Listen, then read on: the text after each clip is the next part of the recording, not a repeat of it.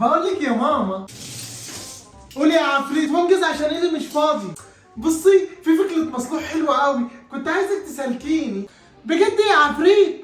بس هو هيطلع زي مشروع المرجحة اللي عملته قبل كده. لا يا ماما ما تقلقيش خالص، المصنوع الجديد ده عملت له دراسة جدول وهنكسب منه فلوس زي الرز. طب يا عفريت، وعشان اشاركك في المشروع ده هدفع كام؟ 300 جنيه بس يا ماما، وانا هدفع الباقي كله. امسك يا عفريت اخر فلوس معايا. ايه ده؟ دول 200 جنيه بس مش مشكلة.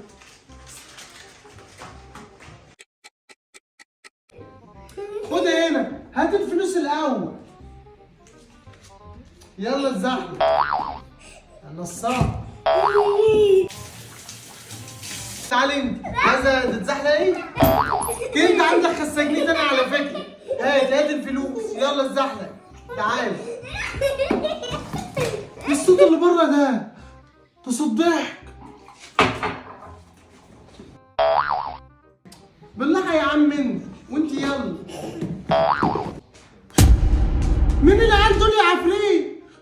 وايه الزحلقه دي؟ مين اللي جابها هنا؟ دول ولاد الجيران يا ماما، والزحلقه دي المصنوع اللي كنت بقول لك عليه. اصبر يا عم انت. يا ابن العبيطه، هو ده المشروع اللي خدت مني 200 جنيه عشانه؟ ايوه يا ماما، هو ده المصنوع. اصبر يا عم انت. ودي اول عسلك نكسب بناها اهي.